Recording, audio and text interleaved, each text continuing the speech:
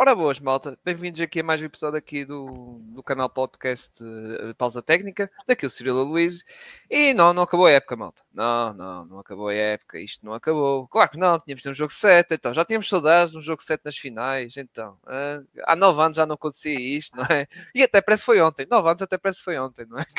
Em 2016, no mítica comeback dos Cleveland Cavaliers contra os Golden State Warriors. Mas estamos aqui, lá está, do painel do podcast, estou sozinho, exato. O resto da minha malta está aí perdida por aí, não sei o que é que eles andam a fazer, ou se calhar pensavam que já isto ia acabar e não quiseram aparecer, mas pronto. Tinham ido todos já para Cancún e esqueceram se podia haver um jogo 7.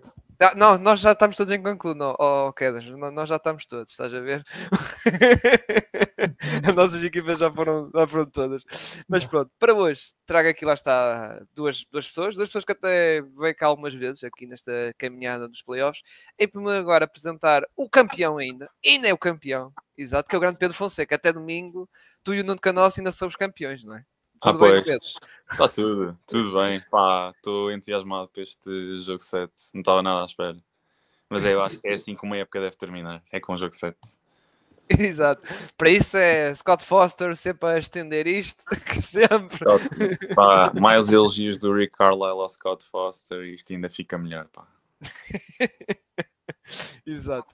E também connosco, também está aqui o Pedro Quedas. Lá está o meu compatriota da Magic Nation. Tudo bem, Pedro? Também é Pedro, lá está. São dois Pedros. Eu trouxe aqui dois Pedros. Pedro, para começar aqui a conversa, é verdade que nós já gravamos o episódio para falar da troca de Desmond Bane, não é? Eu e até foi o Pinto e também o Gonçalo, mas tu, como estás cá, e também isto não foi assim há muito tempo também, e também és fã dos Magic, obviamente, também queres ter aqui o teu comentário sobre esta troca, que realmente, para abrir off-season, isto foi logo... Boom, digamos assim, não é? Foi logo assim, boom, que até muita gente diz, esta troca de Desmond Bane pode ditar, lá está, estas futuras trocas que estamos todas à espera, seja de Kevin Durant, seja Giannis, seja o que for, não é?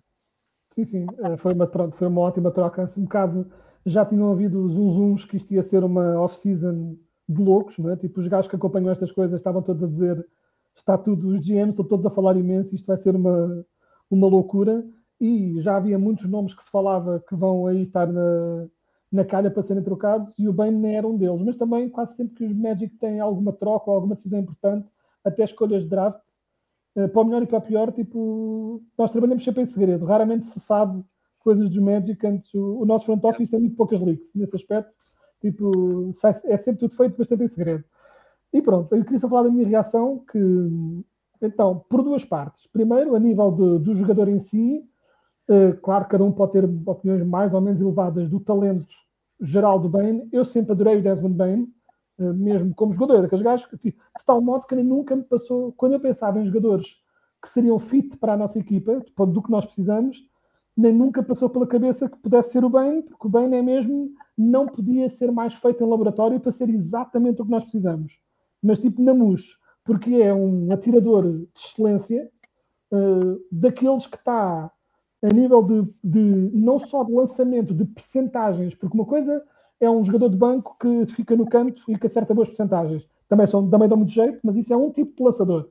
Mas a nível de lançadores completos, os Ray Allens desta vida, os Reggie Millers desta vida, os Steph Currys desta vida, que lançam tanto no canto como em catch and shoot, que lançam em pull-ups, que têm essa versatilidade de lançamento, o Bane está literalmente naquele tier. Há o tier do Steph Curry onde ninguém está, e depois há um tier abaixo onde estão uma série deles. E o Bane está nesse tier abaixo. E é muito mais do que eu estava à espera de conseguir. E, ainda por cima, conseguimos isso sem sacrificar absolutamente nada na defesa. Porque havia os dois grandes jogadores que se falava, outros jogadores que se falava para os Magic, né? Falava-se do Anthony Simons e... estava a falhar agora o outro que também falava muito. O Garland, falava-se também do Garland também. O Garland um bocadinho menos a nível disto que eu vou dizer, mas com o Bane não perdemos absolutamente nada da identidade que a equipa já tem. Dos quatro, do core de 4 da equipa agora, não é? Suggs, Bane, Franz e Banquero, o Bane é capaz de ser, por virtude de ter árvores, por virtude de ter braços de tiranossauro, é capaz de ser ainda assim o menos excelente defensor, mas é um bom defensor à mesma e é no mínimo dos mínimos neutro. E, na verdade, até é bastante bom e é um jogador com muita entrega defensiva. A nível do fit é perfeito. A grande questão é as piques. E está tudo muito atrofiado com as piques. Eu vou ser sincero, logo a abrir não achei nada assim de tão grave, principalmente considerando que na troca para o outro lado ia o Cantavis Caldwell Pope, que certamente nos custou uma pique. Isso é garantido. Que foi uma decisão, pronto, que correu mal do ano passado, mas claramente uma das piques foi para pagar tipo, aos Memphis para ficarem com o Caldwell Pope. Isso é inegável. E acima de tudo, claro, há a pique quando for o pior de Wizards e Suns, essa pode vir a ser uma boa lottery pick. As outras, especialmente numa equipa que tem um core jovem, porque é importante ser isso, comparado com outras equipas em que equipas foram all-in, geralmente vão all-in com veteranos em fim de carreira, para ganhar um campeonato tipo agora. A nossa equipa não é isso de todo. O Bane é o mais velho e ainda nem sequer fez 27 desse core. Ou seja, é uma equipa que se espera que se mantenha, se não excelente, pelo menos boa o suficiente para as piques não serem nada de especial. E, mesmo quando se fala de 4 piques, uma das piques é deste ano. E nós este ano tínhamos a 16 e a 25. E, sinceramente, não... Eu estive a estudar o draft com alguma atenção, a ver as opiniões, e não vejo uma diferença gigante de garantia de talento entre o que conseguiríamos a 16 e o que potencialmente vamos conseguir a 25. Não há uma diferença gigante. Eu estive ali a ver os vários jogadores disponíveis e daqueles que são os nossos alvos, não vejo mesmo... Não vejo, ou seja, quando olhamos para estas a pique que perdemos este ano, nós nunca iríamos ficar com 2 rookies na equipa, nunca, porque a equipa já tem rookies a mais, não é? Já não estamos nessa fase. Logo, a diferença de 16 para 25 para mim é irrisória. Portanto, na verdade, para mim são 3. E 3 não acho um preço assim tão grande para libertarmos do contrato do Caldwell Pope e ficarmos com um jogador do calibre gigante, para mim, que é o Bane, e que tem tudo para resultar. E para terminar, para eu ficar mesmo muito contente, era agora usar o Isaac como moeda de troca para qualquer coisa. E nem é só porque eu não gosto do Isaac como pessoa, há mesmo o buzz de que eles querem trocar o Isaac. E é ver o que é que se consegue com ele, em que basicamente é, dependendo do que se conseguir com o Isaac, vai-se buscar o oposto ao draft, com a 25. Porque nós neste momento precisamos de um base um bocadinho melhor e precisamos de um forward que não seja uma completa catástrofe a lançar. E nós temos forwards bons lançadores no draft, temos bases fortes, tipo bases de banco interessantes no draft. Eu diria que se conseguimos trocar o Isaac por uma destas duas coisas, escolhemos no draft a outra e francamente acho que temos um core de equipa bastante sólido para, pronto, principalmente no ano em que, peço desculpa Pedro, longe de mim de celebrar as maletas de outras equipas, mas no ano em que os Celtics vão estar um pouco mais em baixo, acho que a nossa equipa fica forte para fazer um ar de sua graça, quem sabe dar uma tracer. Isso sim, para o ano, eu tinha dito isso, lá está no último episódio, está em aberto, claro que há sempre aqueles favoritos, que é os Spacers, como eu disse, os Cavs, não é? À partida. Os Knicks, vamos ver que também é uma equipa que eu estou muito curioso para ver como é que vai ser esta off-season, e para além disso ainda tem a questão do treinador, que eles ainda andam à procura de não à procura do treinador, não é? Embora ao que parece vai ser entre o Mike Brown e o Terry Yankees, mas vamos lá ver como é que vai ser. Eles fizeram, a ESPN reportou que eles fizeram calls à minha mulher e ela disse não. Ok. Também acho que deve ter ligado ao Pedro também. Acho que ligaram ao Pedro. A mim não, que não gostaram do meu currículo, percebes? Eu ainda bem tentei, mandei para lá para o e-mail do James Holland, mas não respondeu, por isso não deve ter gostado do meu currículo.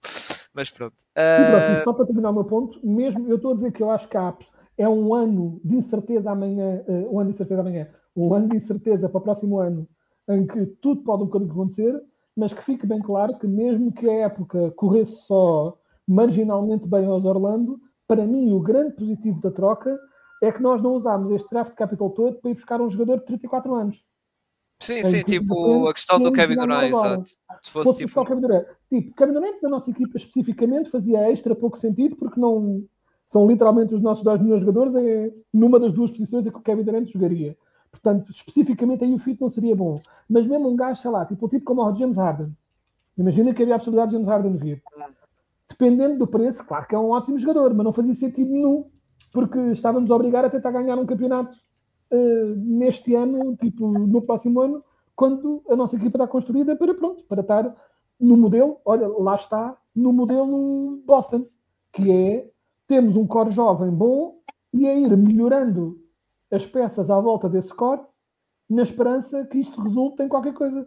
Durante algum tempo resultou nos Boston a se terem épocas regulares incríveis e playoffs em que iam-se um bocado abaixo e depois de repente ganharam. E é assim que se ganham campeonatos, às vezes.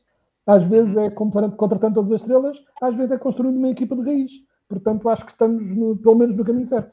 Sim, e diga-se sem grande risco, sendo que fomos um bocado all-in a nível de contratual e tudo, nós, da maneira que os contratos estão neste momento, estamos acima do first apron, mas não há grande risco de ficarmos acima do second apron, portanto estamos, nesse aspecto estamos bem, vamos ter que pagar tax, mas isso, há equipas que compitam para campeonatos que não paguem, pelo menos, que não paguem de uma forma ou de outra algum tax alguma vez. Yeah. Exato. A second apron, quando nós livramos, foi por causa da dispensa que demos ao Gary Harris e ao Corey Joseph também. No futuro, olha, no futuro, Quedas, vai depender do Paulo Banqueiro e os GMs agora têm aquela palavra que assusta muito, que é J-Prints. A segunda palavra é o All-NBA. Porquê? Porque sobe dos 20, os tais pós-Macro Extensions, por exemplo, os 25%. Exato, o Evan Mobley, foi também do Anthony Edwards, Haliburton e por aí fora. Há a questão, por exemplo, do banqueiro. Se o banqueiro, que vai assinar claramente aquela Rookie Extension de 25%, tal máximo. Ele vai ter o máximo possível e nem há outra hipótese nem há sequer. Sim. Se eles sequer se tentassem negociar com ele, seria um insulto. Sim. Portanto, sim. Não há hipótese. É o que é. E eu até vou-te ser sincero, os dois jogadores que estão garantidos Max Rookie Extension deste verão, lá está, é ele e o Jalen Williams. Os 7 dão 90% garantido, 90%. No meto 100, mete 90. Que até já vamos falar um bocado sobre os 7, mas pronto. Já o banqueiro, e vamos ver, lá está a subir de 25 para 30, porque depois acontece como, por exemplo, os Cavs, que não estava à espera que o Evan Mobley subisse aquele e ficou ali não é? Um bocado entalado, mas é o que é. Pedro Fonseca, queres já acrescentar alguma coisa sobre o que foi dito desta troca e isso? Eu não tenho muito mais a acrescentar aquilo que o Pedro Queda já disse. Eu acho que Orlando fez uma boa troca. Eu gostei de ver a troca. Acho que é o movement shooter que a equipa precisa. E eu gosto quando as equipas vão atrás deste tipo de jogadores que sabemos que se enquadram no perfil da equipa. Acho que há 3 coisas que se salientam logo. Primeiro é que as expectativas vão ser muito mais altas. Mas ao mesmo tempo, eu também sou o primeiro a achar que com esta troca Orlando pode muito facilmente chegar aos top 4. Porque Milwaukee vai perder Giannis. Isso eu diria quase certo. Para mim, neste momento, é impossível ver o Giannis em Milwaukee para o ano. Boston estará pior. E eu não sei até que ponto é que os Knicks não se irão embrulhar todos e as coisas não vão correr mal ali depois do... Eu não gostaria de chamar um falhanço, porque na verdade até foi a melhor época dos Knicks em muitos anos. Nem sei bem em quantos. 25 anos. 25 foi da última vez, sim, foi da última 99, vez que foram. 2000. Não, 2000. Eles foram às finais de 99 e depois em 2000 foram às finais da conferência que perderam contra os Pacers. Então é isso. Portanto, a melhor época em 25 anos, que não dá propriamente para dizer que é um falhanço. Portanto, essa é a primeira. A segunda é, no que se refere a Memphis, eu acho que agora a parte mais interessante é tentarmos perceber qual é o plano a partir daqui, porque neste momento tem 4 escolhas de primeira ronda, mas tem Jaren Jackson Jr. como free agent, e eu não estou propriamente a ver a estrutura a assegurar o Ja Morant muito mais tempo, porque eu não estou tão seguro que o Ja Morant seja... diria eu, a peça ideal para se juntarem todos ali. Eu sei que já não é tão... E já não é, desculpa interromper-te. Já agora, o Jaren Jackson não é free agent, ele é expiring. Mas pronto, eu percebo que queres dizer que há aquela questão de renovar com ele, porque lá está, é expiring, eles querem resolver este dossiê para não se arrastar para o próximo ano e ser free agent, não é? E aí, pronto, pode haver equipas até com mais... Eu queria dizer free agent em 2026, era isso, era onde estava a faltar. Mas eu percebo que para o ano, por exemplo, este ano só as Brooklyn Nets com cap space, mas para o ano pode haver mais, os Utah Jazz ou por aí fora, mais equipas com cap space. Mas sobre o Ja Morant, acho que já não é tão untouchable. Exato, é aí onde eu quero chegar também. Sim. Trocar o Ja Morant já não é o descalabro que era tipo há 2 anos atrás. Exato. Agora trocar o Ja Morant, e mesmo a nível do talento que ele tem demonstrado, mesmo ainda além da cabeça, ou falta dela, mesmo a nível do que ele mostra em campo e com as lesões associadas, o Ja Morant já não é aquela garantia de qualidade que era há uns anos, há 2 anos atrás, A questão aqui é que eu acredito que há ou pode haver um bom retorno, porque eu acredito que haja equipas da NBA que possam precisar daquele perfil de point guard, e eu acho que o Ja Morant, ao sair, poderia haver algumas equipas que pudessem estar interessadas no perfil dele. Portanto, eu acho que Memphis pode perfeitamente puxar o gatilho e, entretanto, ter outra grande troca. E curioso, agora que estou a pensar. Só uma pequena parte, tipo, eu fiquei muito contente. Quem eu queria era o Desmond Bane e eu não queria o Ja Morant, mas se a troca tivesse sido para o que Orlando precisava, tirando os problemas de cabeça e tirando as lesões, vamos imaginar o Ja Morant a jogar com o que sabe fazer, a jogar bem. Os próprios Orlando Magic encaixariam um gajo como o Ja Morant muito bem como instant offense, que é uma coisa que a equipa precisa. Sim. Portanto, mesmo uma equipa como a minha, eu não queria, dispenso, mas a nível de puro talento e do que ele oferece a jogo, e há muitos bases na liga, mas bases com essa capacidade de disrupção que o Ja Morant tem, não há assim tantos. E há muitas equipas que ainda estão a precisar disso, portanto, é importante reconhecermos que, apesar de tudo, e apesar de agora o nível do Ja Morant ser se calhar um bocadinho mais fraco devido a essas lesões, Memphis teve muitos anos como, ou pelo menos 2 anos seguidos, que não estou em erro, como no number 2 seed e number 3 seed. Não é uma coisa pequena. E o terceiro ponto onde eu queria chegar, e a única coisa que eu se calhar discordo com o Pedro Quedas eu acho que as picks porque eu não percebi muito bem, eu não tenho estado a acompanhar as escolhas do draft neste momento. Orlando tem a 25ª pick, é isso? Sim, era dos Denver Nuggets. Ok, eu acho que mesmo assim há uma ligeira diferença de nível. Não diria muito, não como em anos anteriores, mas há ligeira. Se calhar não o suficiente para podermos dizer que a number 25 pick pode ser um autêntico fracasso, ou pode ser daqueles jogadores só para entrar na época regular e não jogar nos playoffs, mas acho que mesmo assim, ali até ao 17º, 18º jogador ainda consigo ver muito, mas mesmo muito valor. Depois a partir daí já começa a diminuir um pouco, mas também depende sempre de quem cai. Sim, claro, por exemplo, o draft é muito difícil para ver. Nós temos as nossas papaias e nas odds de Orlando já agora um pequeno bónus. Teria alguma piada se Memphis atirasse estas 4 escolhas de primeira ronda aos Dallas Mavericks e ver se conseguia do Cooper Flag, mas isto só quer dizer, não sei do Nick Harrison. Não, eles têm de começar a semear na cabeça do Nick Harrison que o Cooper Flag não gosta de defender e gosta muito de piso. Jarrett Jackson, olha, imagina, se as negociações de Jarrett Jackson correm mal, lá vai o GM das coisas, olha, quero o Jarrett Jackson. O GM Jackson para o Cooper Flag, já. E sobre a cena janela de 3 anos, Quedas, é janela de 2 ou 3 anos, Jarrett Jackson está perfeito nessa timeline. Jackson, tipo, Defensive Player of the Year, tipo, então, tipo, não podia ser mais o que o Nico quer. Mas estava só a dizer, só um pequeno comentário rápido sobre a cena das piques, é que a única réstia de tristeza entre as hostes lá dos fãs de Orlando, que de um modo geral, pelo que eu tenho visto nos Reddits desta vida e nos fóruns onde a malta anda a comentar, está tudo muito contente pelo risco, mas a nível de draft, havia muita malta a querer o Danny Wolf, nível pronto, e agora na 25 já não cai. Na 16 era possível, na 25 já é duvidoso que caia. Mas pronto, está tudo a voltar às baterias. Lá está, aquilo que eu tinha dito sobre o jogador que vamos buscar, depende do que conseguimos a nível de trocas. Eu queria uma troca com o Isaac, mas independentemente, ou seja, os Magic para mim ainda vão buscar mais alguém em free agency ou trocas ou whatever, e vão buscar alguém no draft. E as duas coisas que é preciso é alguém de banco para além do Tristan da Silva, para dar minutos para além do Banquero e do Wagner, e que saiba lançar qualquer coisa. Exato, tipo, que não seja uma desgraça a lançar, e um base competente para fazer o que o Cole Anthony fazia, e se calhar com menos cotoveladas na cabeça dos jogadores insuspeitos. Pronto. Sim, o nosso banco ao quedas é basicamente o Black, Tristan da Silva e o Gabi Tadze. Exato. O Maurício tens o Wagner quando voltar, E depois tens dois lançadores que, tipo, quem sabe se é este o ano em que fazem qualquer coisa. Talvez não havendo Gary Harris e Cole Anthony à frente, eles sejam obrigados a dar minutos ao Jet Howard e ao Caleb Houston e talvez um deles comece a jogar bem. Tipo, quem sabe? Tipo, vamos ver. Uma coisa que eu li é que vamos estar mais...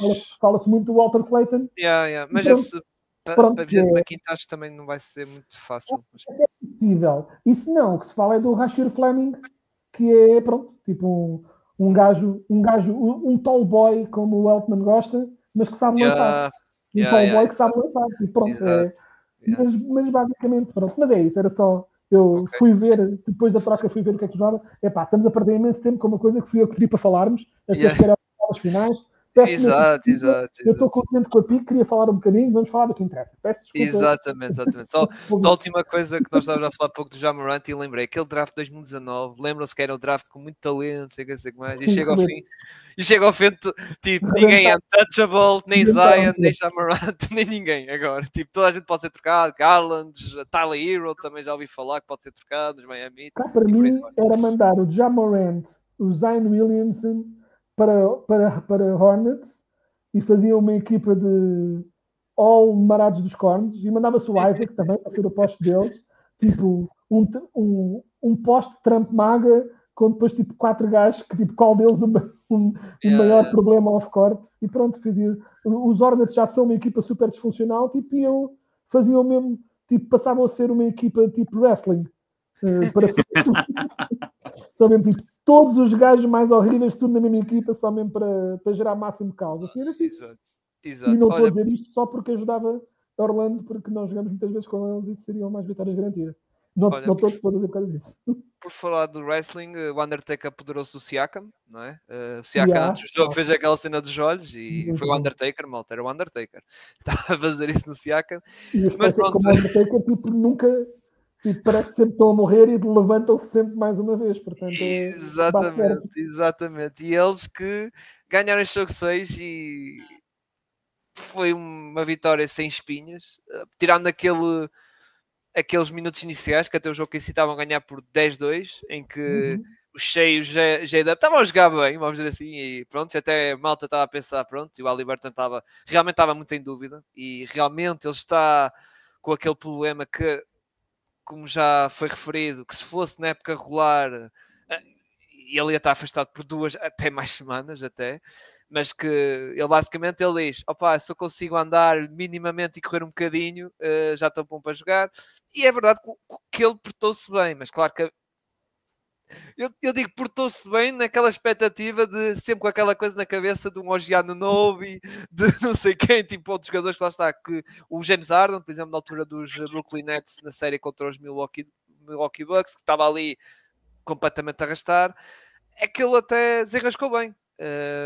Marcou finalmente o lançamento do lado esquerdo, nunca aconteceu nestas finais da NBA, nem tinha notado isso, por acaso eu vi isso num tweet e finalmente conseguiu, foi ali um triplo, aliás ele manteve esse triplo que eu estava a ver que não ia entrar e meteu outro que também foi tipo no meio da rua, assim, meu Deus. Mas o Haliburton teve bem, mas de resto os Pacers muito intensos, muito agressivos e, o jogo KC Thunder, eu vou ser sincero, já à beira do intervalo eles estavam prontos, mas no terceiro período eu também acho que houve ali muito aquela... Eu não vou dizer que eles desistiram do jogo, mas que estavam ali muito em baixo, sinceramente. E estava à espera de mais. O Trito não entrava, é verdade, o Dort falhava, não sei quem falhava, não sei o quê, mas houve ali muita desistência e depois muito jogo de isolamentos de J-Dub e do Shea. Aliás, via-se isso outra vez pelas assistências. É verdade que eles ganharam um jogo assim, com muitas poucas assistências. Foi no jogo 4, exato, no jogo 4, em Indiana. Mas neste jogo não deu. E não dá. E depois a questão é que os Indiana até usaram uma certa estratégia que já foi usado os Denver Nuggets, também, eles já usaram também um bocado também em alguns jogos destas finais, que foi deixar a linha de 3 pontos para o jogo em si e privilegiar mais aquela zona de mid-range ou long mid-range e proteção de cestos, lá está para o Shea, J-Dub e companhia, e depois o triplo do OKC não marcando, lixou-se. E depois do outro lado dos Pacers já agora, e passando depois vou passar-vos a palavra, é aquele coletivo, todos a contribuir muito bem, desde o banco, com pontos, já McConnell, Bobby Toppin, estão todos parabéns. Miles Turner se calhar foi o pior, vamos dizer assim, da malta que jogou minutos relevantes, não é? Não vou estar a tocar a malta que jogou do banco, isso não conta, mas realmente o coletivo dos Pacers a mostrar outra vez que é uma equipa com várias armas, Naismith, lá está, como digo, TJ McConnell e por aí fora. Pedro Fonseca, passando para ti. A vitória sem discussão, não é? Não há assim grande coisa a discutir, mas eu gostava de saber os pontos que mais gostaste ao ver este jogo. Só para avisar que a minha net está um bocado instável, portanto, se eu for abaixo a qualquer momento, não te preocupes. Olha, vou começar então. Eu acho que estas finais estão a ser interessantes porque não têm sido. Pelo menos eu sinto que os jogadores não têm sido assim tão consistentes quanto isso. Pelo menos falo de dois grandes jogadores do Oklahoma City, que é o Jalen Williams e o Chet Holmgren, mas também eu próprio acho que o Miles Turner, durante pelo menos o jogo 3, jogo 4, esteve muito exposto na defesa. Jogo 1 também esteve muito exposto. Ofensivamente as coisas não estavam a sair bem. Ontem no jogo 6, aquilo que eu senti foi que houve ali uma... Acho que as pessoas no pavilhão e os próprios jogadores juntaram-se muito à volta do Haliburton, que as coisas podiam não correr bem, o Haliburton estava lesionado. E atenção, naquele período de 10-2 eu achei que o jogo não ia correr bem em Indiana de todo. Tu notas que o Haliburton não estava a 100%, mas de longe. Ele a andar parecia que metia a perna direita meio assim de lado. Não sei, para tentar acomodar ali qualquer coisa. O Shea e o Jalen Williams saíram muito bem. Gostei muito daquela fase inicial do OKC, mas logo a partir dali dos 6 minutos ali do primeiro período, nota-se que a equipa começou a ir abaixo. E há coisas que acabam por ser interessantes. Regra geral, eu nunca esperei que os Indiana Pacers, com todas as armas que têm, fossem uma equipa que procurasse menos o paint, ou que só procurassem o paint a partir do momento em que já estivessem muito confortáveis na liderança, mas foi exatamente isso que aconteceu. O Nembhard do nada lembrou-se que sabe lançar excelentemente triplo e começou a mandar ali umas bombas. O Obi Toppin também. Gostei muito do facto de que não era justo para, com a lesão do Haliburton, o TJ McConnell ter que carregar ofensivamente os Pacers. Acho que isso é óbvio, não era justo mesmo. E para além do facto de não ser justo, torna-se excessivamente complicado para um jogador que não é esse tipo de jogador. Ou seja, o perfil do TJ McConnell é de ser um playmaker, não é de ser o offensive scorer da equipa. Gostei muito do Rick Carlisle ter lançado tanto o Haliburton como o TJ McConnell, porque assim deu-lhes flexibilidade para serem, ou para haver pelo menos 2 playmakers no campo, que eu acho que é sempre muito bom para qualquer equipa ter isso, mas é muito raro haver assim 2 bases ou 2 jogadores muito de pequena estatura liderarem os dois a performance de Indiana. Os jogadores de banco de Indiana apareceram novamente. Acho que o jogador que eu menos gostei de ver se calhar foi o Benedict Mathurin, mas eu também acho que ele tem sido novamente inconsistente. Concordo com o teu comentário quanto ao Oklahoma City. Eu não tenho muito a dizer quanto à performance da equipa, exceto 2 coisas. Primeiro, que eles desistiram. Eu também senti que houve ali umas desistências, pelo menos logo ali a seguir ao intervalo.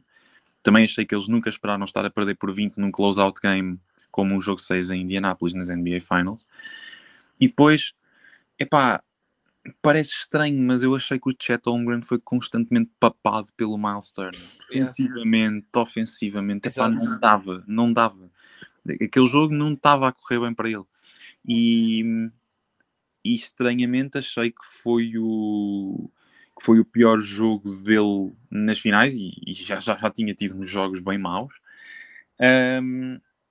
Eu confesso que, apesar de ser a grande adepta das NBA Finals, eu cheguei ao intervalo e parei de ver o jogo, porque eu já achava que os Standard não iam conseguir recuperar. Acho que quando os Standard desistem, há muito aquela cena de vou tentar guardar aqui os titulares para o jogo 7. Tudo bem, nada contra. Se calhar o Mark Daigneault já achava mesmo, ok, eu não consigo fazer isto, não estou a ter a inspiração que tenho do Alex Caruso a saltar do banco. O Cason Wallace e o Aaron Wiggins também não deram grande coisa ao jogo. Porque foram importantes nestas finais, em alguns jogos Foram. finais. Especialmente o Aaron Wiggins teve aqueles 20 pontos, creio que no jogo 5, se não estou em erro. Sim, que ele marcou Quando ele e o Caruso saltam 4 ou 5 triplos. Já. Exato, quando ele e o Caruso saltam do banco. Não sei agora se foi jogo 5, se foi jogo 4, mas sei que foi num dos dois.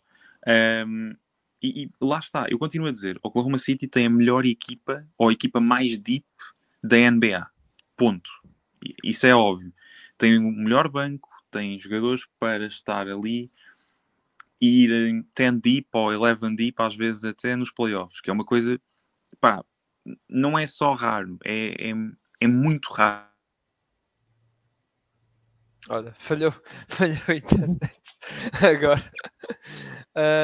Pedro, passando para ti, acho que também o Pedro já estava aí a já concluir. estava eventualmente na conclusão, mas vou então só acrescentar o meu. Eu acho que há várias coisas interessantes em relação, pronto, a esta performance dos Pacers e estes playoffs de um modo geral, mas uma das coisas... espera, entretanto o Pedro acho que já está de volta, não sei se queres terminar o teu ponto. Eu ainda não tinha... Exato.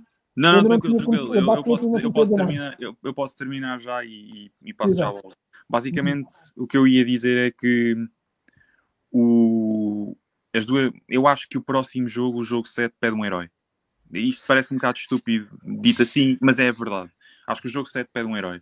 Porque tu não tiveste, ao contrário de outras finais, tu quase que sabias quem era o Finals MVP antes de acabar. Havia uma unanimidade.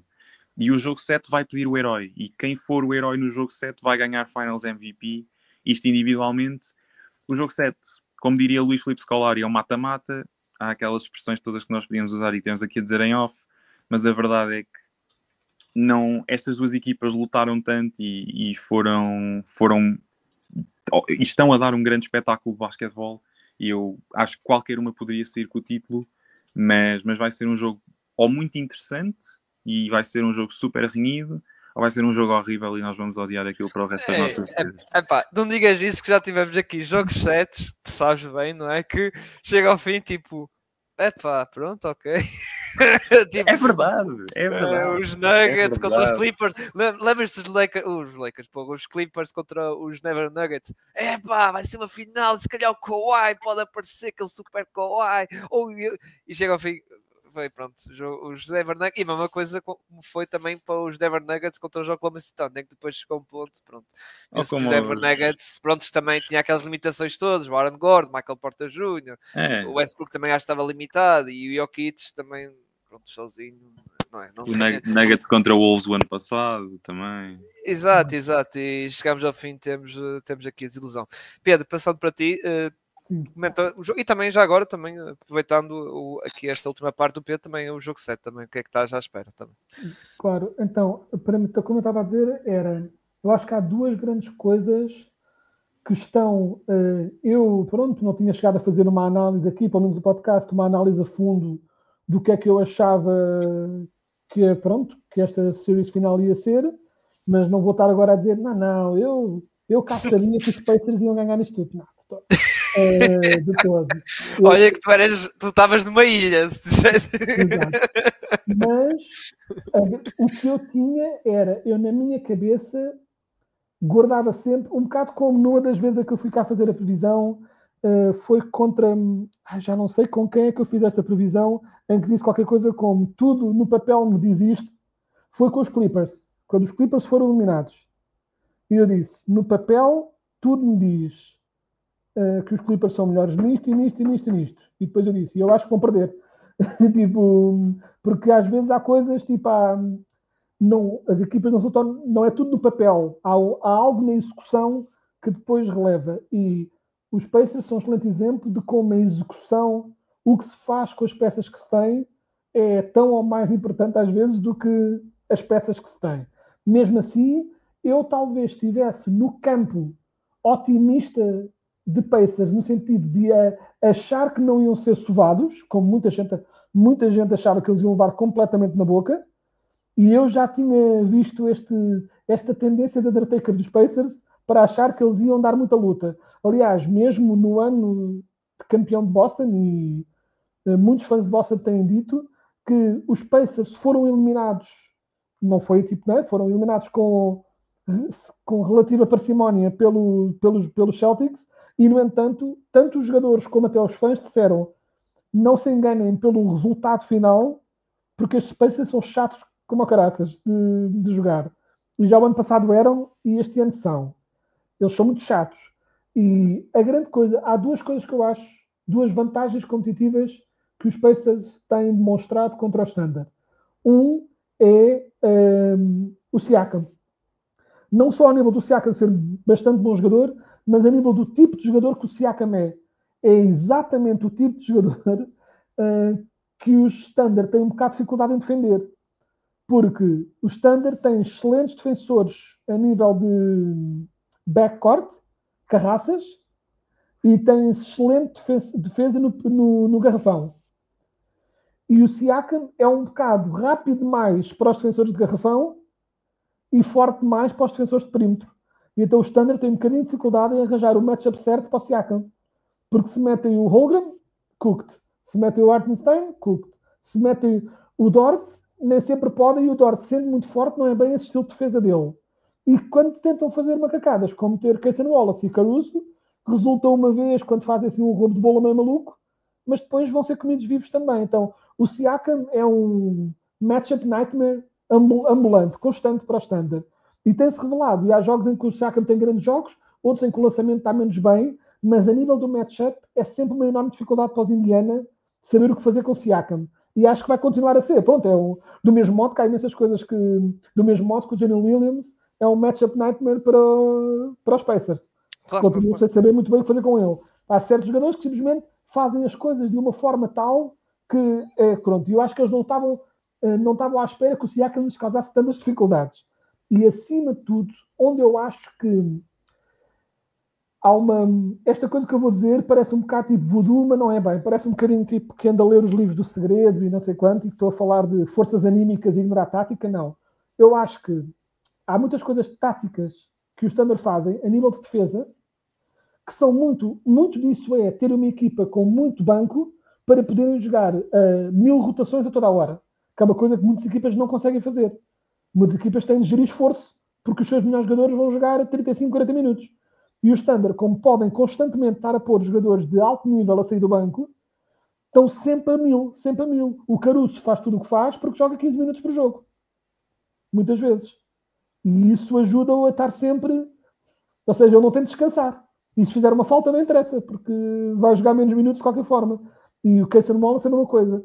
E eu acho que os Thunder estão muito habituados. É uma equipa que vive de desmoralizar o adversário.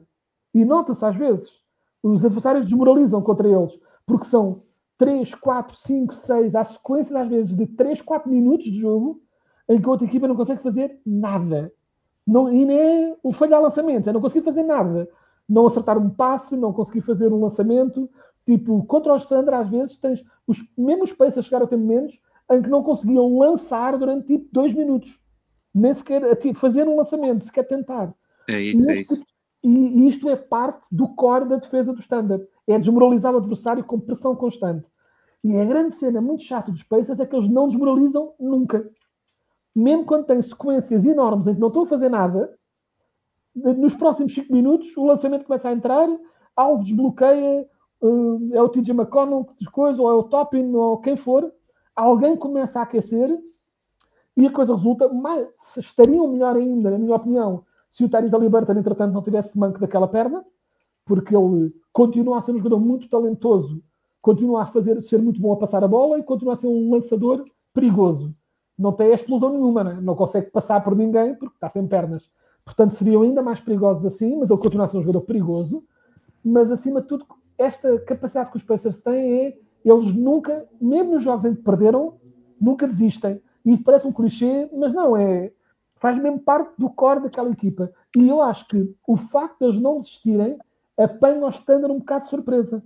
Porque os Standard vivem naquele estilo de jogo em que eles, durante 5 minutos, os momentos que os Standard aproveitam para, entre aspas, descansar, é quando fazem aquelas blitzes de 5 minutos, 6, em que não deixam os outros fazer nada, e os outros depois desmoralizam um bocado, e esses são os minutos em que os Standard aproveitam para tentar gerir mais o jogo.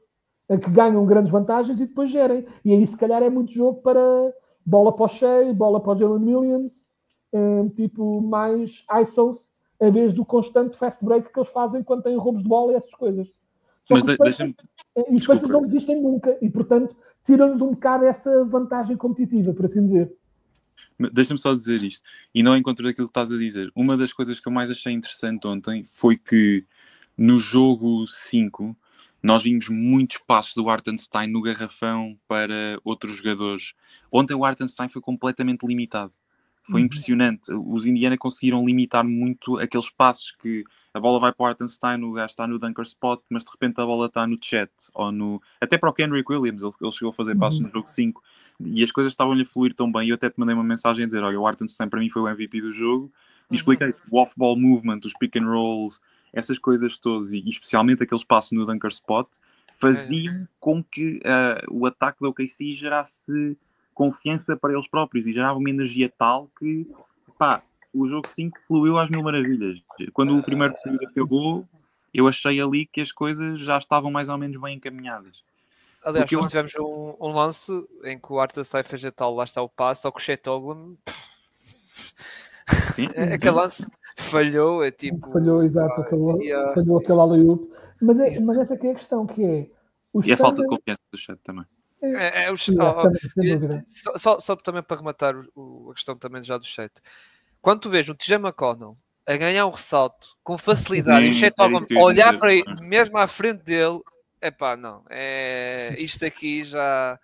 Eu sei que, e para além disso, vamos ver a nível estatísticos, 35% de eficácia de campo, 11% de triplo, 10 turnovers, ele está ao rácio de turnovers por assist, ele tem 4 assistências, 10 turnovers, e esses lances, lá está, ressaltos, que coisa, e chega ao fim, e depois outros lances que também nós vimos, bases dos Indiana Pacers, que não têm receio em fazer layups por baixo do Chet Holmgren. Quando tem o Hartenstein já ficam mais coisa. Quando tem o Chet, não ficam assim tão, como é que vou dizer, tão aflitos. Não, o Jay McCollum tentou fazer, já que falhou, mas marcou o que não deixa de ser interessante, porque o Chet para mim é um melhor defensor que o Hartenstein, ou pelo menos mais completo nesse aspecto. Em vários aspectos. Mas se fores aquela pessoa que tipo não viste nada na época, nada mesmo, e sim, não sabes nada dos jogadores, estivesse a ver estas finais, tu dizias assim, o Hartenstein é a melhor defesa com o Chet. Completamente. É essa sensação, estás a ver? O Hartenstein tentou lá limitar o Haliburton, fazendo ir para a perna esquerda e tentar fazer com que ele fizesse um floater. Aquilo resultou uma vez. Foi naquela jogada, resultou. O resto do jogo, bola. Foi... Eles encontraram... Era o Nembhard, era o Neesmith, era o TJ... Sim. Mas lá está. Força, Cadas, força. Não, ia só dizer, a questão é, e claro que há fragilidades que os Pacers estão a explorar, mas também há que perceber que os Standard estão muitas vezes habituados, os Standard defendem de uma de duas formas, ambas bem, mas uma de duas formas. Eles tendem a ignorar o centro, não é? Tipo o mid-range, e é pressão brutal na bola e shot blocking sempre ali, tipo, em grande. Qual é que é a questão? O shot blocking geralmente vem nos momentos em que eles aliviam a pressão na bola. Porque até uma equipa como o Standard, com a condição física que eles têm, tem de descansar algumas vezes. Não dá para fazer 48 minutos sem parar naquilo.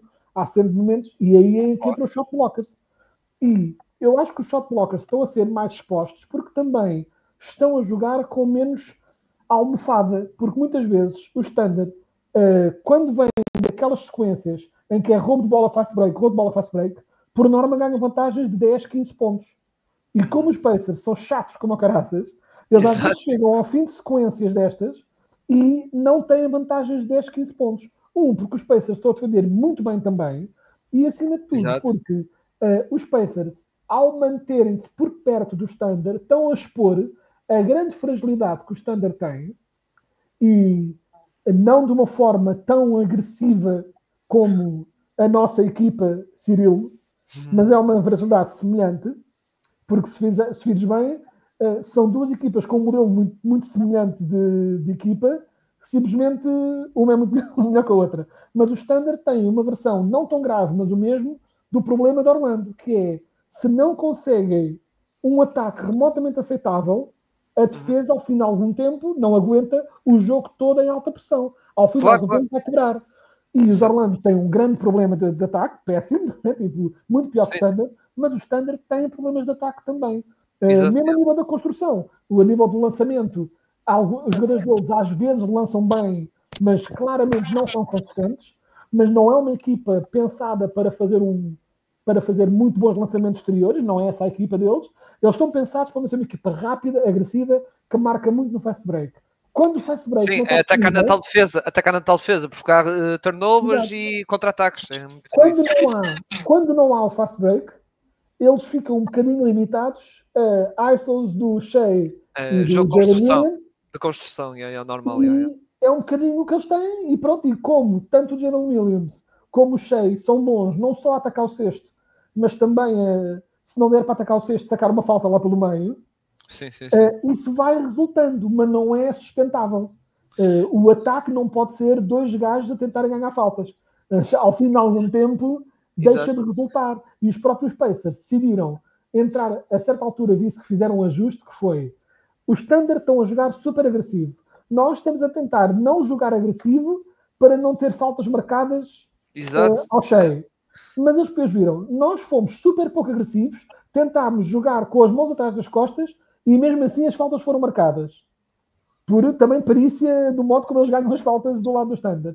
Eles pensaram, então se lixe. Se não dá para não ter faltas, se vamos ter faltas, vamos ter todo o retorno das faltas que fazemos. Então começaram a jogar com a mesma agressividade que os Thunder, a atacar, e basicamente puseram os árbitros numa posição de isto agora está tudo a dar porrada e vocês vão ter de marcar algumas e deixar passar outras, e é o que é.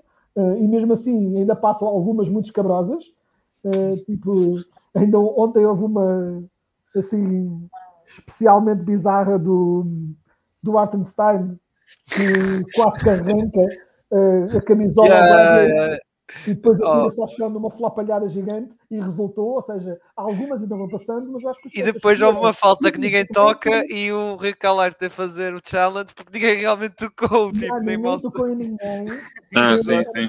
O floater do Hartenstein. É isso. Inegavelmente os Thunder continuam a ter o benefício do apito muitas vezes, não da forma também, está tudo maluco a dizer que são equipe, pronto. Não no exagero que as pessoas fazem, mas tem algum benefício do apito. Mas eu acho que os Pacers decidiram inteligentemente, em vez de tentar não fazer faltas, porque os jogadores que são bons a ganhar faltas conseguem as faltas de uma forma ou de outra, decidiram, não, então se é para jogar à porrada, vamos jogar à porrada. E a verdade é que nestes jogos em que os Pacers têm sido mais competitivos, decidiram simplesmente ser muito agressivos também, e pronto, e combatem a agressividade com a agressividade, e que foi outra coisa que os Thunder não estavam à espera também, e essa agressividade também está pronto, a ter o seu impacto. E outra coisa que é, chegamos a um jogo 7, a grande questão, e fazendo o meu salto para uma frase só sobre o que eu acho do jogo 7, é a grande coisa que é muito comum a todos os jogos 7 é que já não há segredos. Todas as armas, ninguém guardou nenhuma estratégia secreta para o jogo 7. Ou seja, já foi tudo experimentado. Não há nada a experimentar mais. As equipas são o que são. Os Thunder são uma equipa que defende absurdamente bem e que tem um ataque com algumas fragilidades. Os Pacers são uma equipa que ataca muito bem, com uma defesa que de vez em quando tem momentos de fragilidade. São essas as equipas que são. Ambas estão agressivas, ambas estão cansadas. Os Pacers continuam a ser melhores no papel e mais ainda com o Haliburton meio coxo, mas neste momento, claro, sendo obrigado a pôr dinheiro na coisa, só alguém muito irracional é que ainda assim não colocaria, continua a achar, sendo obrigado a escolher, diria Thunder, mas acho que as circunstâncias que nos levaram aqui fazem com que seja muito mais 50-50 do que eu alguma vez pensei que pudesse ser. Sim. Concordo. Também concordo com isso. Eu também, lá está, eu também, não querendo roubar as tuas palavras, também eu vou por aí. Embora, vou-te ser sincero, eu estou a torcer, porque esta run dos Pacers, acho que todos nós temos que admitir, está a ser fantástica e que chega ao fim. Se alguém perguntar quem é que vais torcer para ganhar, não é? Embora para mim tanto faz, lá está, é aquela questão, a run, os tais comebacks, que atenção, eles tiveram comebacks em basicamente todas as séries, contra os Bucks, contra os New York Knicks, o tal show, que não é? Ou seja, eles tiveram, não é? Contra os Cavs, o tal jogo... Contra os Knicks 2 vezes. contra os Knicks 2 vezes. Sim, Não, e mas essa o mais mítico foi aquele, o primeiro, a tal... Good joke, good joke, good joke. em que quase depois correu mal, em que depois quase correu mal, mas correu bem. E acima de tudo é, que fique bem claro. Tu acabas por ter que só dar a dizer, mão à palmatória aos Indiana Pacers a partir do momento em que eles são a primeira equipa de umas finals em que lideram um jogo por 0,3 segundos e ganham. Exato, e ganham. É brutal, isso é... Exato. A cena é, eu acho que vou ganhar o Standard, quero que ganhem os Pacers, estarei a torcer pelos Pacers, tipo, acho que é a história mais fã, é a equipa mais fã, de um modo geral, mas acho que o Standard tem uma história muito boa também, que está a ser um bocadinho afogada, pelos Pacers serem a equipa mais fã, e também pelo estilo de jogo de Thunder que não é muito conduzido a ganhar amigos. Né? Tipo, por mais fã que seja ver uma equipa tão jovem a jogar tão bem e a ter a possibilidade de uma equipa tão jovem ser campeã, pronto, a parte dos lance livres desanima sempre um bocadinho a malta. Mas não estou de longe naquela histeria em que 90% do NBA online, discurso online da NBA, em que de repente agora está tudo a tratar como se tipo uma vitória do Standard é Terceira Guerra Mundial e tipo mais vale dar a arma nuclear ao Irão e arrebentar com isto tudo, não é? Tipo, não. Os Standard não são nenhum vilões. Até porque depois a nível de personalidades, tipo, o Dort é assim um bocadinho mais agressivo e agro, mas de resto é tudo malta. Nem sequer são tipo vilões naquele sentido em que, né, podem ser um bocadinho tipo mal encarados e quesilentos, nem sequer isso são especialmente. São malta bem calma, é só os lance livres que estão a atrofiar com a malta.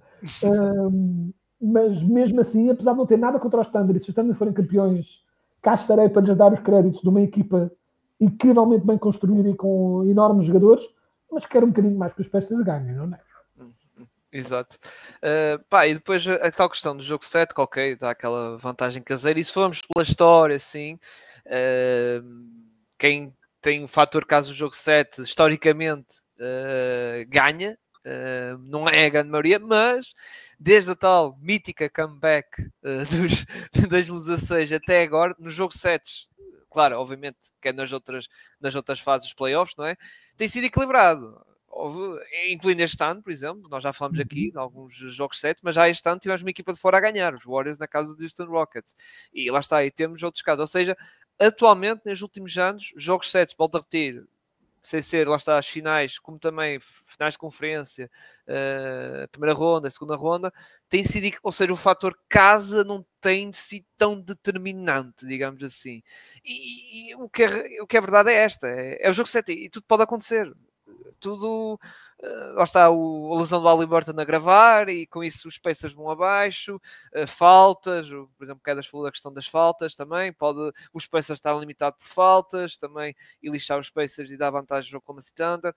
Espero que lá está questões de lesões que não aconteçam, mas há sempre essa possibilidade de uma lesão e pode ser até do lado do jogo em Thunder que pode prejudicar, e tudo pode, lá está o tal questão do triplo. Neste jogo Casey Thunder, o triplo não entrou. Pode ser que no próximo jogo o Dort, Aaron Wiggins, Isaiah Joe se entrarem a marcar não sei quantos triplos. Ou seja, é tudo fatores muito que não entra muito na nossa previsão e é um bocado como o Pedro Fonseca diz. Pode haver um herói, até um herói improvável, vamos dizer assim, que apareça e que termine isto, não é?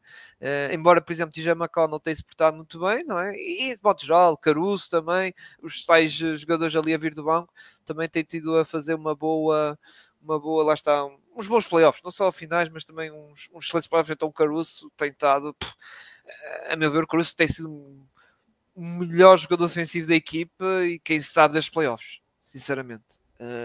Tem estado de uma forma incrível. Aqui já temos aqui o Pedro Fonseca de volta. Não sei o que é que deu. Pá, o meu iPhone deu aviso de temperatura e do nada isto pifou. Mas agora está de volta. Ok. Antes de fechar, vocês querem acrescentar mais alguma coisa sobre estas finais ou não? Eu queria só dizer que o ball movement da primeira parte dos Pacers foi absolutamente incrível. Já não havia uma equipa jogar assim num jogo das finais há muito, muito tempo. Depois dizer que, para mim, venha quem vier, TJ McConnell é o Bernardo Silva da NBA. Pá, falta o jogo todo, defende, ataca, é impressionante. É o Six Man. O ano passado eu fiz um episódio, e se calhar está até a fazer prémios individuais de playoffs. O ano passado eu meti DJ McConnell como Six Man dos playoffs e o este ano se calhar vai revalidar o título. Ele e o Caruso, também o Caruso, atenção, também tem uma palavra a dizer. Mas continua. Basicamente são essas duas a dizer que e esqueci-me de acrescentar isto há bocado, que Indiana faz um grande jogo, especialmente pela questão dos turnovers, ou da falta de turnovers, que é sempre uma parte boa. Teve, acho que até ao minuto 8 ou 7 do segundo período tinha um turnover, que é uma cena incrível. E tinha ainda uma quarta que era... Eu não sei por quem é que vou torcer no jogo 7. Não tenho propriamente... Acho que ambas as equipas merecem o título neste momento. O que eu tenho a certeza é que adorava ver TJ McConnell MVP. Não vai acontecer. Acho que o jogador mais bem posicionado para ser o MVP será o Siakam, curiosamente. Não acho que o Haliburton seja o MVP. Mas pronto, queria deixar esta nota. Acho que é muito mais fácil descortinar quem é o MVP no Standard, porque acho que vai ser o Shea. Ponto final, parágrafo.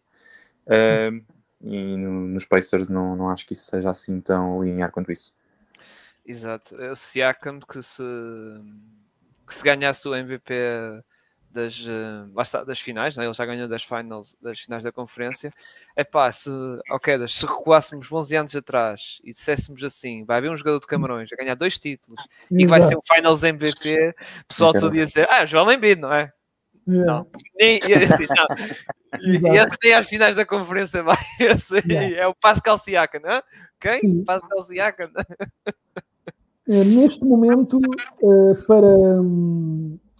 para ganhar, eu concordo, porque as pessoas estão agora a ver, pronto, o Jalen Williams começou-se a destacar mais, mas era preciso, para o Jalen Williams ser o Finals MVP, era preciso os Thunder serem campeões com um jogo mau do Shea e muito bom do Jalen. Porque o Shea, a verdade é que tem sido muito consistente. Portanto, de uma forma ou de outra, será o Shea. Do outro lado, a única razão porque eu não acho que está garantido para o Siakam é se por acaso os Pacers ganham e ganham com o Haliburton a jogar imenso, com meia perna cortada ao tipo de lado, a narrativa pode pôr de lado, pode pôr não sei quanto. Mas acho que isso resultaria mais há uns anos atrás com outro tipo de votantes neste tipo de prémios. Tipo, os gajos mais old school fariam esse voto. A malta mais moderna, a malta da escola Zach Lowe, chamemos-lhe assim, votaria Siakam. E se os Pacers ganham, mais uma vez, era preciso o Siakam ter um último jogo péssimo e o Haliburton ter um excelente grande jogo, mas também não vejo os Pacers a ganharem sem o Siakam jogar bem, portanto duvido, pronto, mas por isso também concordo que se os Pacers ganham é Siakam Finals MVP. Exato. E bem, e com as finais a acabar, arranca a off-season, não é? A off-season, vamos ter o draft e já agora está aqui o Pedro Fonseca, já combinámos até o dia e a hora que vamos gravar um episódio para fazer lá está um mock draft. Vai ser na próxima semana, segunda-feira. Mas lá está, acabando as finais, já arranca logo off-season, mas não é off-season de free agency. Embora este ano não vai ser muito de free agency, vai ser mais de trocas, não é? E aproveitando que vocês estão aqui, já agora, e passando para ti primeiro, Pedro, rápidas predicts tu tens aqui, no sentido de Kevin Durant, principalmente os grandes nomes, não é? Kevin Durant e Giannis, se vão ter... Kevin Durant é quase certo. Agora só falta saber qual é o estado ou a equipa do estado dos estados que não quer pagar impostos que ele vai ficar, não é? Que ele quer ir para o Texas ou para a Flórida, mas já não é para os meus Orlando Magic, não é? Para a vizinha. Mas Pedro Fonseca, passando para ti, o que é que estás à espera basicamente deste verão? Se realmente vamos ter estas trocas, obviamente que acho que estão quase certas, e também se achas que vai haver mais surpresas, vai haver tipo trocas, olha, como por exemplo esta do Desmond Bane dos Magic, assim mesmo estereotipo. Eu acho que vai ser o caos absoluto. Acho que vai ser uma off-season espetacular. Acho que grandes nomes vão ser trocados. Acho que vai haver nomes que nós nem estamos à espera, mas que também vão ser trocados. Tipo, sei lá, Kevin Durant. Anthony Davis, por exemplo, acho que pode ser trocado. Acho que sim. Acho mesmo que sim. Acho que muitas equipas posicionaram-se muito bem para conseguir fazer com que o draft fosse mais bem aproveitado. E também muitas equipas estão a posicionar-se no sentido de potencialmente usar os draft assets para tentar trocar por outros jogadores. E pronto, e basicamente é isso. Que jogadores vão ser trocados? Acho que Durant sim, Giannis sim. Durant eu até apostaria que no draft night é possível. Estou a pôr a fasquia tão alta nesse ponto. Aliás, falava-se que foi um insider lá de Phoenix e ele disse que se as finais da NBA acabassem, lá está, nesta noite, íamos ter novidades ou até já tipo bater no martelo do Kevin Durant este fim de semana. Eu acredito que sim também. Eu diria Durant, Giannis, eu acrescentaria também para além do Anthony Davis, acrescentaria também o Paul George, que já se fala numa possível ida para Utah. Os tais trocas no draft, não é, da board. Mas o jogador que eu mais acho que vai ser trocado, e isto pode ser uma surpresa para alguns, mas para mim não é assim tanto, mas acredito que possa mesmo acontecer. Estou a pensar se digo já ou se me guardo. Não, vou dizer já. É o Trae Young. Sim. Esta off-season é Sabonis, Zion, lá está, que já falamos há pouco, Ja Morant, tem tantos nomes que realmente tu vês ali algum caso, alguma coisa que pode acontecer isto, e depois tens equipas que realmente parece que estão-se a chegar à frente. Os Magic já chegaram com o Desmond Bane, mas já os Raptors, que parece que também querem chegar-se à frente, não é? E outras, lá está, o Houston Rockets, Spurs, Miami Heat. Tu vês aqui equipas que realmente estão ali a tentar, a querer investir. Os Warriors, os Lakers, mas os Lakers, pronto, vai chegar a um ponto, acho que vai ser talvez Nick Claxton, Jarrett Allen, vai ser, lá está o tal posto, a pressão de posto, mas vai ser isso, ou seja, estou muito curioso para ver como é que vai ser a questão, e realmente é um bocado como tu dizes. Acho que há muitas estrelas que, lá está, tal como eu falei, falamos de Ja Morant, eram untouchables e agora já não são. Há muitos jogadores, não é? É isso. Deve ser dito também, para eu dar também só uma opinião rápida sobre o que eu acho. Para já, tu me chutaste assim para o ar um Jarrett Allen nos Lakers, tipo, muito cuidado com os Lakers com Jarrett Allen lá, dependendo do que tiverem de mandar para conseguir, se o conseguissem. Mas, tipo, se há par perfeito para o Luka Doncic poder fazer, pronto, as coisas que gosta de fazer, seria um gajo como o Jarrett Allen. Eu acho que é... O que eu ia dizer é sobre a questão das trocas. Tipo, claro, e eu não estou a dizer isto, tal como Pedro Fonseca não estava, eu não estou a dizer isto só porque eu acho. Tipo, todos os analistas e coisas têm estado a falar um bocado sobre isso, que é, está tudo louco e esta off-season vai ser trocas atrás de trocas. Ou seja, já se espera. O que eu queria acrescentar é que eu acho que é a razão para isso, que eu acho que muitas outras razões conspiraram para isso, mas tu estás a ter um bocadinho o render da guarda daquelas estrelas garantidas, né? Tipo da era LeBron, Curry. Esses jogadores continuam a ser todos muito bons, mas já não significam vitórias garantidas. E uma equipa que acumule esses jogadores na mesma equipa não tem vitórias garantidas já. Mas eu vou ter mesmo de ir andando. Peço desculpa. Ok, Pedro. Um obrigado pela participação. Obrigado. Conclui, Quedas, conclui. Sim, para terminar rapidamente, eu acho que deixando de haver a ideia de compra, pões 3 estrelas da minha equipa, faz uma super team e tens uma ida às finais garantida, já não é verdade. Não só ao nível do tipo de estrelas que existem, mas é no modo como se joga na NBA hoje em dia. Hoje em dia já não chega só a ter 3 jogadores muito bons e depois deixar 2 buracos para explorar o resto da equipa. A NBA hoje em dia é demasiado inteligente para isso. Taticamente. E eu acho que é que tens. E isso é um bom exemplo disso, é as 2 equipas que tens nas finais este ano. Que são 2 equipas em que têm talento, claro, são equipas muito bem construídas, mas são construídas, acima de tudo, com inteligência.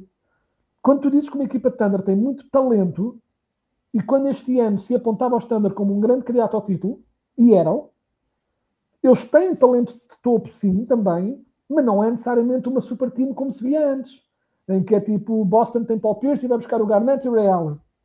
Não é esse tipo de talento. É um talento de base. E os Pacers são uma equipa muito bem treinada, muito inteligente. E eu acho que essa perda de hegemonia das equipas que têm todas as estrelas, acho que vai fazer com que menos equipas desistam à partida. Menos equipas decidam. Nós não temos um jogador top 5, não temos hipótese nenhuma de ganhar. Isso já não é verdade. Deixou de ser verdade. Tens hipótese. Se construís bem a equipa, se fores inteligente, se correres alguns riscos. E eu acho que isso vai ter. E mais ainda, se juntares a isso a lesão do Tatum, tirando um bocado de Boston da equação durante um ano, pelo menos como candidato ao título, não como boa equipa, continuará a ser uma boa equipa, mas não como candidato ao título, isso vai fazer com que haja uma corrida ao ouro desvairada e em que vais ter muitas equipas a decidir. Por que não nós? Se os Pacers chegam lá, por que não nós? Nós somos uma delas, não? Nós, os Orlando Magic, somos uma delas, e muitas outras vão ter pensamentos semelhantes, e por isso acho que vai ser tipo um caos interessante de ver.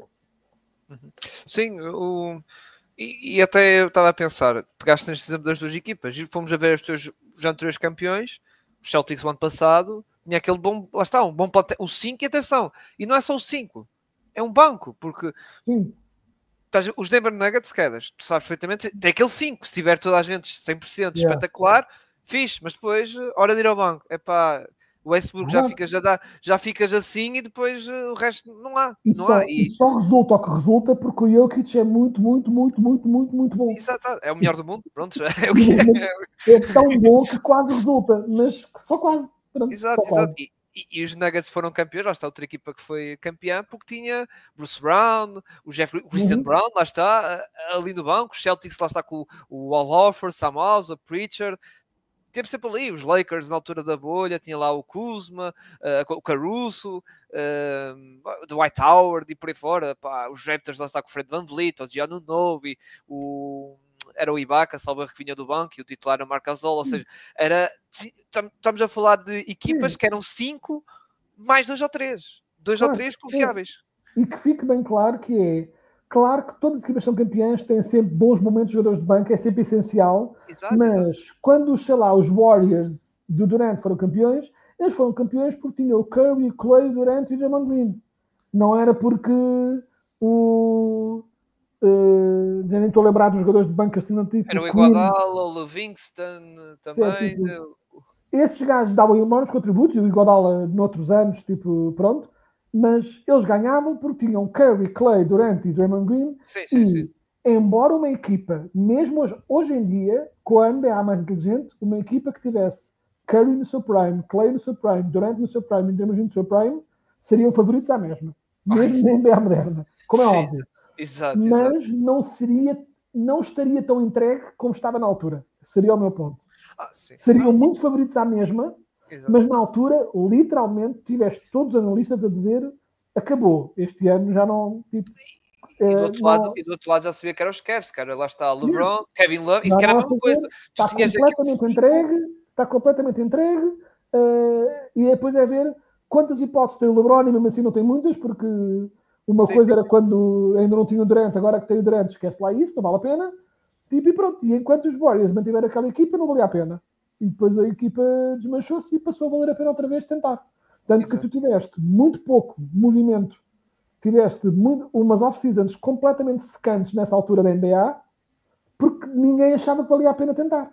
Exato. Porque se os Warriors vão ser campeões de qualquer forma, e ou é os Warriors ou é os Cavs, e digo assim, para que tentar? Mais vale ir acumulando, nessa fase estava tudo. Olha, vamos gerindo a nossa equipa, acumulando piques, ver como é que é, até uma dessas equipas implodir e talvez haja uma hipótese para nós. Hoje em dia não. A paridade está mesmo completamente instalada e isso vai fazendo com que as equipas percam o medo e pronto, e corram mais riscos. E é verdade que, atenção, vamos ser justos, ó Quedas. Muita gente teve ali deserto nos anos seguintes, porque também das mobilizações foi cada cagada, desculpem o termo, cada cagada naquela free agency, Mozgovs e Diengs e whatever, Batum, que também recebeu um contrato de chorudos, Batum não, o Biombo, exato, o Biombo, meu Deus, o Ray Anderson, que foi nosso jogador, lembras-te que depois recebeu um contrato também chorudo, também ou seja, houve essa ressaca, houve uma altura em que se pagou balúrdios a jogadores de banco ou de rotação que não valiam esses valores e foram dados tantos maus contratos que na ressaca desses maus contratos a NBA decidiu, espera, isto é muito para o que estamos a fazer, vamos começar a ser um bocadinho mais inteligentes com o nosso dinheiro. Interessaram neste nova CBA, como tu sabes, ok, vai haver um novo acordo televisivo, mas nada de aumentar o que vai ser 10%, 10 para o ano, 10%, tipo a NBA educar as equipas, meus amigos, não há cá cap spike, senão isto vai acontecer como lá está em 2000. Vai outra vez descambar. Exatamente. E depois, senão, vai acontecer, como estavas a dizer, de acontecer outras off-season secantes. Lá está em 2017, 2018 e depois está tudo à espera que aqueles contratos horrorosos acabem e pronto, e é o que é. Lembro-me sempre o saudoso contrato do Luol-Deng. O Luol-Deng já era tipo presidente do diretor desportivo da seleção do Sudão e ainda estava a receber dinheiro da NBA do contrato que ele fez com os Lakers e que foi sendo estendido. Ele chegou a um ponto que antes do LeBron vir para lá era o jogador mais bem pago dos Lakers e estava tipo de fora. E a cena do Luol-Deng basicamente foi as equipas para não terem de arder com o contrato dele e ele sempre fazendo aquela cena em que estendia o salário por mais anos. E o Luol-Deng basicamente dizia, eu não tenho pressa, desde que o dinheiro venha, façam todos os stresses que quiserem. Eu já não jogo. Está tudo bem. Eu já nem jogo, vocês estão a pagar para não jogar, maravilha. Desde que mandem a prestação que for para a coisa, vocês melhorem o vosso cap à vontade. Eu recebo o meu dinheiro quando o receber. E foi à custa disso que o Luol-Deng já estava tipo. Eu lembro que na altura o meu antigo já estava tipo 5 ou 6 anos fora da NBA e ainda estava a receber dinheiro desse contrato absurdo que foi sendo stretched ao infinito. Exato. Muito bem. E falando dos Lakers agora, e para terminar, tivemos a venda, não é? Foi avaliado os Lakers em 10 bilhões ou 10 mil milhões, qualquer coisa assim. E foi um valor que realmente muita gente ficou uou, não é? Porque realmente é a equipa com maior valor atualmente. E atenção, estamos a falar de equipa sem o Estado envolvido, porque aquilo lá está alugado, digamos assim. Que foi comprado por Mike Walter, que também tem lá está outras equipas também no ramo do desporto, não é? No basquetebol, no ramo do desporto, os Dodgers são os mais, quer dizer, no ramo do basquetebol tem, que é os Sparks da WNBA, mas tem os Dodgers, também ele parece que vai ter uma nova equipa da Fórmula 1, também está englobado em outras coisas, mas claro, os mais sonantes é os Dodgers, que ainda por cima ganharam com ele a seu dono, já ganharam dois títulos, vamos dizer assim, e também já foi sempre campeão da divisão, qualquer coisa assim, e pronto, já há uma enorme expectativa, não é? Nos Lakers. Mas atenção, eu gosto deste lá está, é a Laker Nation maluca que pronto, malta, tenham lá calma, Laker Nation não é com este novo dono que a equipa vai estourar milhões para comprar o Giannis, o Nikola Jokic, essa malta toda, não, porque lá está.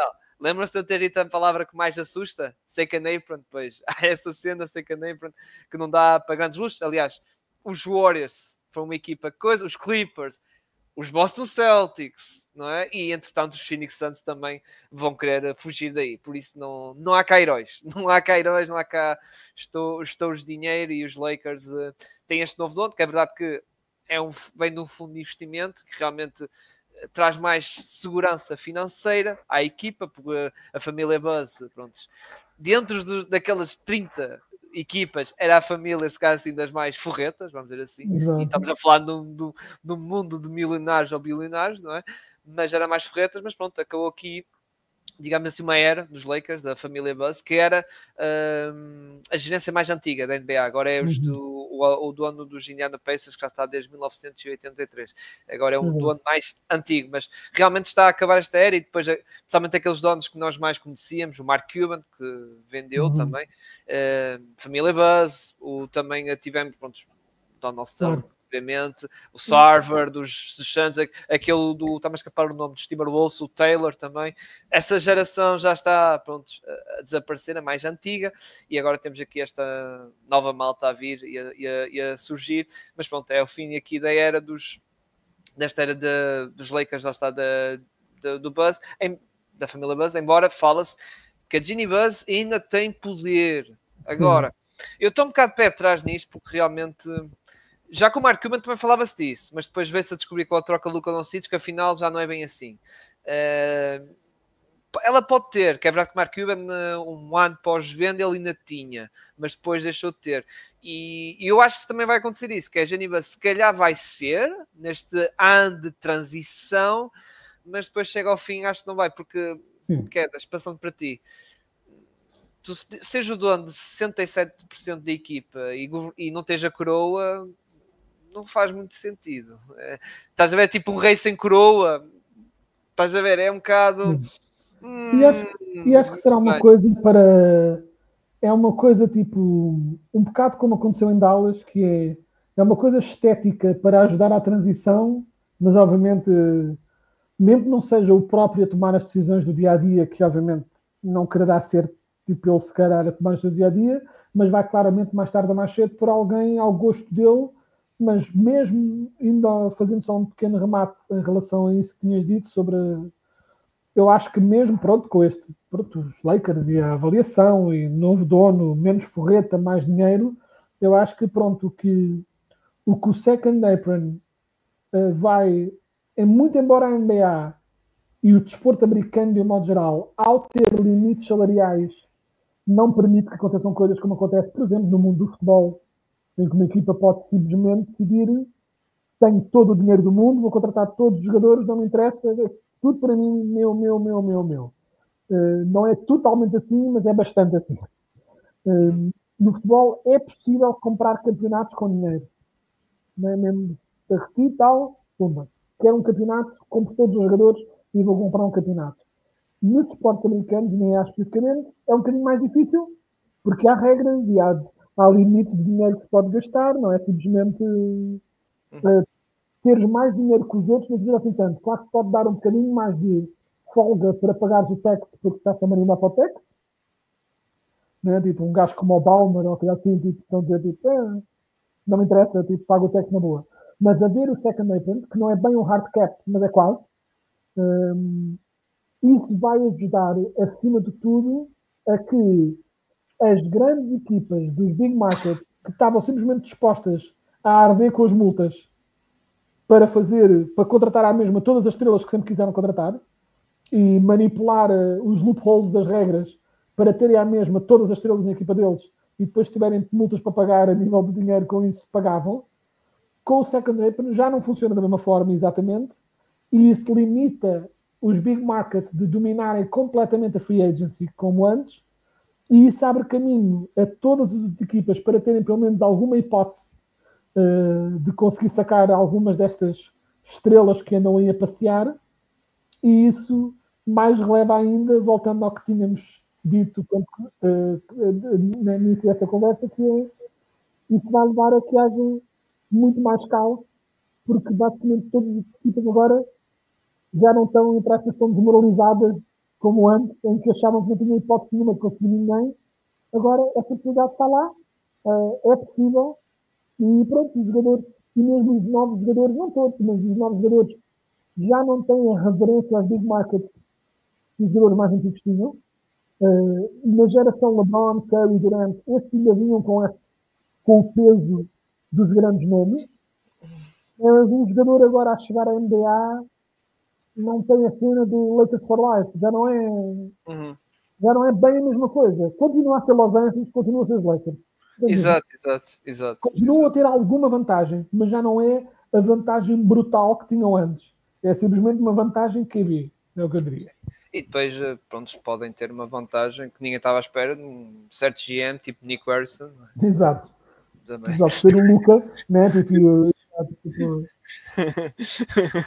também tem essa vantagem. E essa coisa que é, obviamente, os Lakers, agora tendo o Luka, porque alguma hesitação, e os Lakers ainda assim iam tendo alguma dificuldade em recrutar free agents, porque a equipa estava um bocado velha e os jogadores não queriam juntar-se a uma equipa que não sabiam bem para quando é que se ia virar.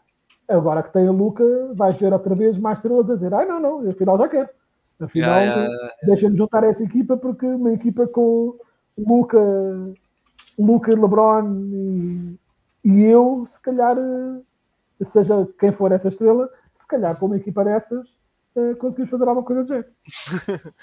Muito bem, vamos então aqui fechar aqui o episódio. Então, agradecer aqui ao Pedro Quedas e ao Pedro Fonseca ali por mais uma boa participação que tiveram cá. Do nosso lado, Pausa Técnica, a polícia do costume. Sigam as nossas redes sociais, Twitter ou X, como queiram chamar. Também estamos no Instagram e no Threads. Subscreve aqui no canal YouTube, que ajuda, lá está, ajudar também. Dá aqui um apoiozinho aqui à malta. Deixa o like, ajuda do algoritmo. E também estamos naquelas plataformas de podcast, as principais, Spotify e Apple Podcast. Um grande abraço a todos e voltamos então para a semana. Para a segunda-feira vai ser episódio do draft à partida, que já combinei com o Pedro Fonseca, e depois na terça-feira vamos falar do jogo 7 das finais da NBA, que vai ser de domingo para segunda-feira à 1 da manhã. Um grande abraço a todos e fiquem bem, malta. Tchau, tchau.